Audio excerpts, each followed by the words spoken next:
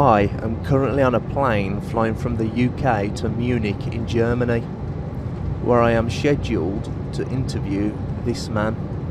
I find it very interesting that this sort of information is in the ancient scriptures of the Holy Quran, and I have no way of knowing where they would come from, but I think it is extremely interesting that they are there and that this work is going on to discover the meaning of some of the passages.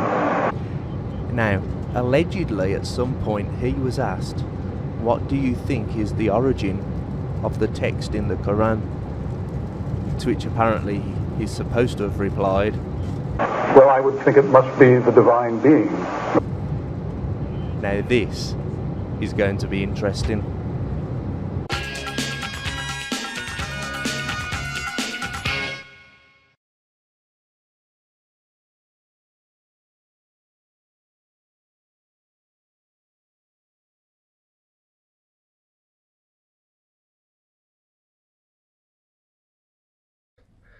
Right, the first thing I would like you to do, if you wouldn't mind, would be to tell the people watching what your name is, please.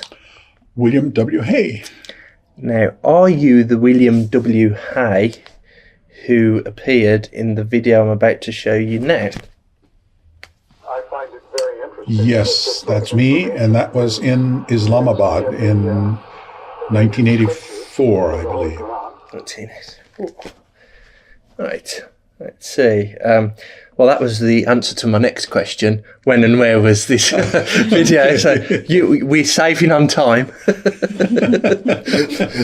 then. Can you tell me what were you told was the purpose of this event? Well, there were two events. I met with Sheikh Zindani in Jeddah in, I believe it was 1983. And that was an invitation that had been extended because we had heard that the Saudis were trying to do things that would make it easier for scientists to pursue their research in the Arab countries without interference from the mullahs. Mm-hmm. And I was approached by the Geological Society of America to see whether I might be willing to participate in this. And I guess I was the first American to be chosen to go to Saudi Arabia. So I was a little concerned about what this was about because I don't know much about religion, and my specialties are in geology and marine geology and paleoceanography and paleoclimate. And but I was visited by two gentlemen, a Mr. Ahmed and a Mr. Mansour, who talked to me about visiting Sheikh Zindani, and I agreed to do it. Mm-hmm. I had understood that this was a program that was going to help to make it easier for scientists in the Muslim world to do their work. Right. Okay.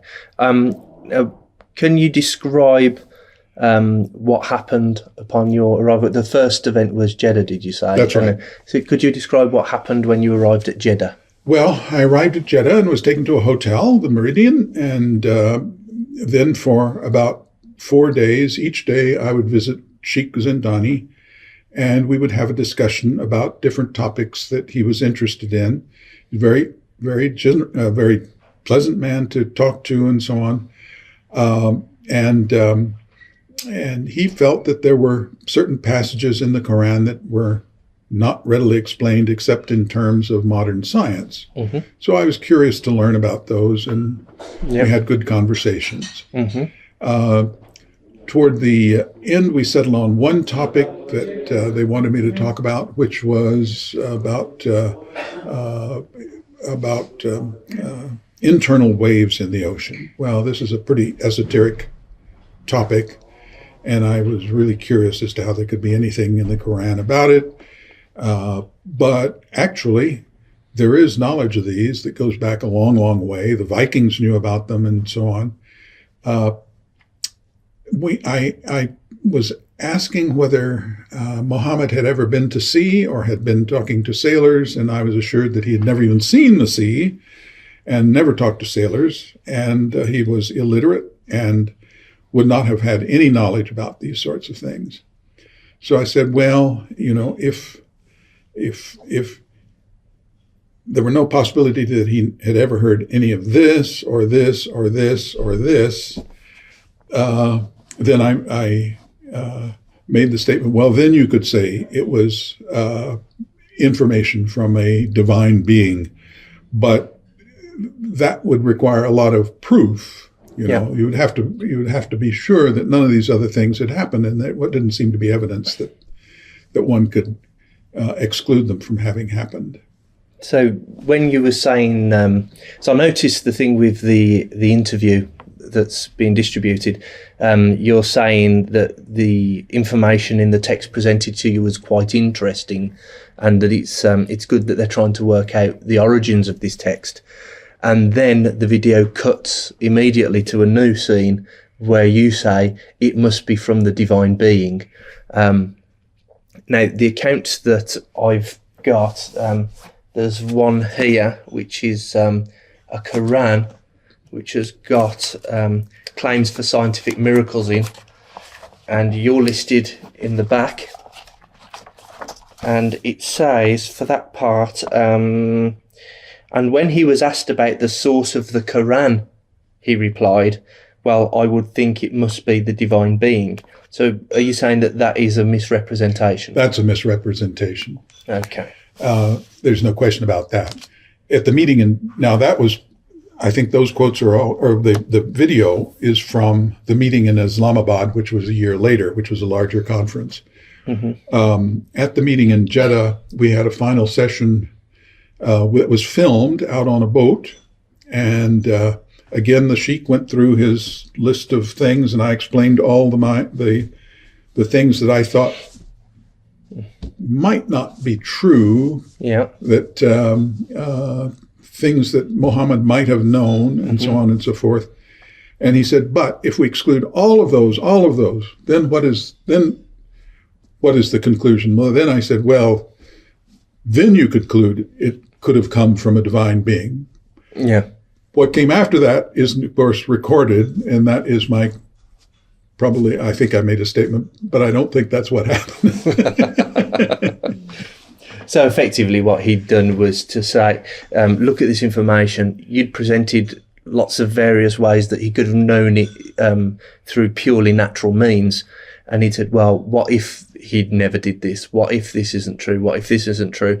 Painted a purely hypothetical situation. Right. And you said, well, under those conditions, it must have been from the divine being. But I don't think so. That's right. And then the middle was cut out. And then, of course, the fake question was presented. And I realized this had gone on for about 4 days, preparing me for this, and to get to the point where one would finally say those words that he wanted to hear. Mm-hmm. So he was a very clever person. Let's see. So that was the follow-up visit to Islamabad. You said to me earlier before we started recording that took place on a boat. This was in Jeddah. Jeddah was the boat. Yeah. Okay. Yeah. Now the conference in Islamabad, I think the video is from the conference in Islamabad. Mm-hmm. There were a number of people present. It was a meeting with several hundred people present, conducted in the Parliament building of Pakistan. Mm-hmm. And at one point we had a panel discussion. Yeah. And that's what the video is from. And what I emphasized there was that it's interesting that these things might be in a religious text, but I didn't know why they would be there. Mm-hmm. And the biggest problem with them is interpretation, because I think the sheikh was reading into them all sorts of modern interpretations which weren't necessarily original. Mm-hmm. And perhaps I should say that I think a problem in this whole area is that the meanings of the words, while the words themselves are preserved in script, mm-hmm. the meanings of the words may not be the same today as they were in the year 700. Mm-hmm. That happens in all other languages. I don't know why Arabic would be any different, that meanings of words don't change with time. Mm-hmm. So I think that's probably the biggest problem in the whole thing, is that the words don't mean the way the sheikh is interpreting the words, which seems to be his unique way of interpreting the words, is not the same as what the original words meant. Mm-hmm. Of course, there's various exegesis on the Quran from different centuries where these miracles are never told. We're not had these miracles described to us in advance of the scientific discovery, but then when the scientific discovery is made, people look back and say, "Oh, look what the Quran clearly said all along." These most of them are things that I would think that if God wanted somebody to make a great revelation, these are not the things I would have expected. Because they're all readily observed. What specifically was the one specific miracle claim that Zindani wanted you to look at? This is about internal waves in the ocean. Yeah. And he interpreted it with a very modern interpretation. I think when I look at the English translation, that what may have been intended was to talk about the glitter, what we call glitter, which is the light that you see on the sea floor that's formed by waves, and then they focus in the light in a different way. And what you see on the sea floor looks like something very different from what you see on the surface. Mm-hmm. That'd be an alternative interpretation of what the words might mean. Yeah. But I would think that anybody who had been to sea, and the Arabs had an enormous 1,000-year history of seamanship, would have had a lot of knowledge about these sorts of things. You gave an example to me earlier before we started filming about one place where two seas are meeting where people would have fished. Oh, yes, certainly in the Bosphorus, yes. And that's where two seas meet, the Black Sea and the Sea of Marmara. The waters flow out from the Black Sea, and below the outflow is an inflow into the Black Sea. Mm-hmm. And this has been known forever, because when fishing boats go there, the fishing boats would normally drift toward the Sea of Marmara with the outflowing water. But when they lower the nets to the bottom, the fishing boats are dragged backwards in the other direction toward the Black Sea. Yeah. So I think everybody for a long time has realized that there are two sets of waters there, one flowing out, one flowing in, and going in the opposite direction. Yeah. Any fisherman would have certainly known that. Yeah. And we're talking, if they've been fishing for a very long time, which they clearly had, then, this could easily be available knowledge to someone, couldn't it? Oh, it would have been common knowledge to those people, and I think it would have gone to others. There's also a possibility, I don't know about the details, but fishermen in the Straits of Bab el-Mandab probably experienced the same thing. Yeah. There is an inflow at the surface into the Red Sea and an outflow at depth. Mm-hmm. So there would have been the same sort of thing very close to Jeddah. Yeah. That would have been noticeable, I think, to any fisherman who used nets to get to the bottom. Yeah.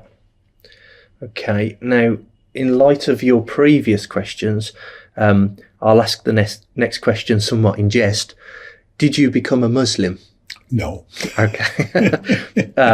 And the final questions are really just to clear up any accusations which I foresee coming my way when I make this video public. First thing I would like to ask you is, are you being paid by anyone at all to do this video? No. In fact, you bought my lunch, so thank you very much. Yes, he bought my lunch. So I'm not paying him. Have you been intimidated in any way to retract your original statement? Not by me or anyone? No. Okay. No Freemasons, No, Zionist no, Jews? no. one. Okay. I'd like to ask you, what do you think was the real purpose of this event? Well, as I say, we thought it was to help make it easier for scientists to operate in the Muslim world. Yeah. But clearly, I think in retrospect, it is to try to recruit people for for Islam. I hate to say it, but under false pretenses. Yeah. And that's a really serious problem. And finally, at some point previously, you mentioned an event with your hosts. I think it was in Islamabad, a meal after the show. Could you tell me about that? Yes. Well, we had a one of the meals after one of the evenings in the conference, and one of the afternoons in the conference. We had an evening meal, and I was seated with a table. These were all the representatives from who were there, except for the Westerners, were religious figures in the Muslim world. And I was seated with one group. They all seemed to know each other. And Pete Palmer, who was with me, he asked the question, why are there no women here? And we were given the interesting answer that, well, women can't be here because women don't belong in this religious group. Women have no souls. And we were both rather stunned by that. And then I guess in retrospect now, we realized that was a table of Taliban. So it was a very, very interesting experience. And I know that's not necessarily a very widely held view in the Muslim world, especially by women. Yeah. But that was what we were told. Right. Lovely. Thank you very much for doing this interview. Thank you. Thank you, Bill. I thank you very much. Thanks.